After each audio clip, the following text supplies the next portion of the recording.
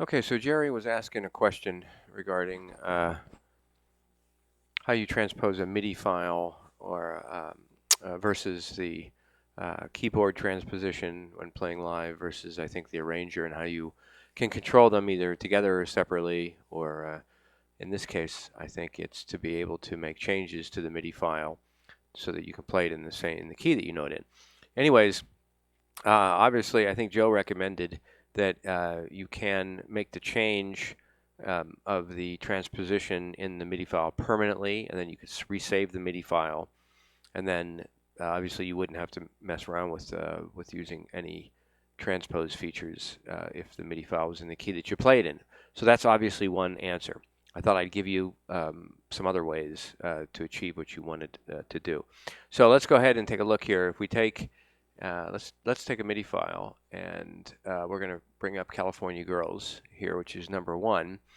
And after I bring it up and start to play it, while I'm in player 1, I'm going to press and hold on the transpose plus and minus buttons, which will bring up another menu. And then we'll talk about that. So I'm going to go ahead here and get this running, and I'm going to bring up this screen.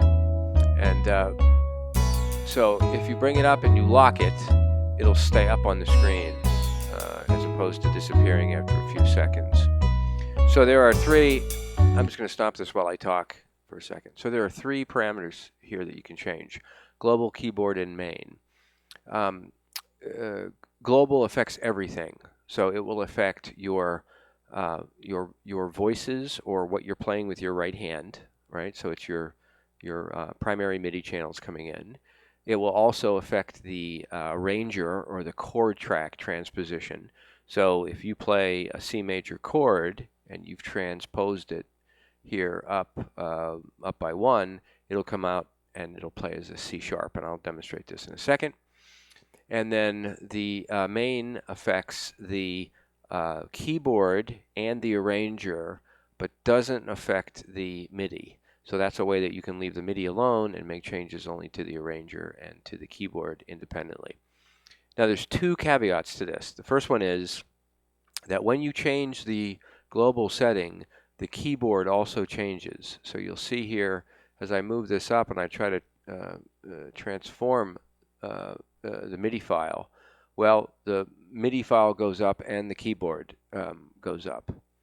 And we don't want to do that, right? So typically what you would do is, let's say your MIDI file was in C and you want to transpose the MIDI file to D. So we would go ahead and we would raise that up by 2, but you got to bring the keyboard back down to where it was, right? So now we have only the MIDI file transposed, and the keyboard and the arranger would play like they normally would. So let me quickly show you this. Put this back. All right, let's go ahead and play this. All right, now I'm going to go ahead and I'm going to raise this up as soon as the song starts so you can clearly hear the changes in key.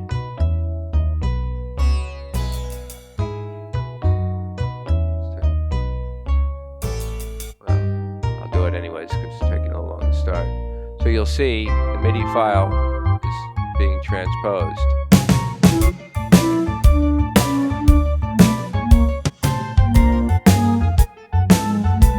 That's actually really bad. Oh, that's good. Okay, now I'm going to go ahead and I'm just going to play a note here. And you can hear my note also is changing. But if I want to put the keyboard back,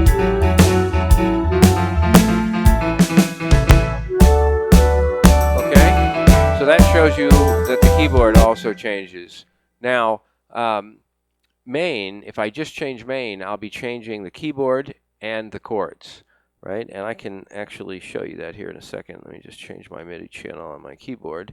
So I'm going to go ahead and I'm going to show you this first. So look up at the screen there. You'll see I'm playing a C major chord. So I'm playing C, E, and G. I'm not going to change that. I'm going to keep playing C, E, and G. If I transpose that up by 1 semitone, I'm going to press C, E, and G. You'll see that the chord now says C sharp, right? So the MIDI file, the arranger, and the keyboard itself has gone up by a semitone. So global transforms everything. Okay, if you want if you want to only transform the keyboard, you would do this. See? Okay, so now I'm pressing a C major chord, so that's going to be correct. Okay, and then main is the arranger and the keyboard. However, there's also a preference parameter in the control section that we would need to talk about. This can work in two ways. It can either act as a global, or it can act where it just controls the right hand and the arranger. Okay, so a little bit confusing. Maybe I didn't do a good job explaining it. So let's try it one more time. So if I were to let me go back to my primary here. Okay, so that's a C, and you'll see as I change main, that's going up or down. Okay. Okay. Now, if I go up here to keyboard, that's also going up and down. Okay, and if I go up here to global, that's also going up and down. So in the case of all three of these, it changes the right-hand keyboard.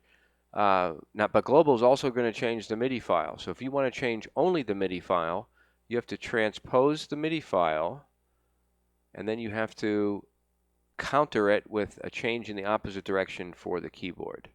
So now I'm playing my C, everything looks good, right? I'll check my chords. Let me go to that channel.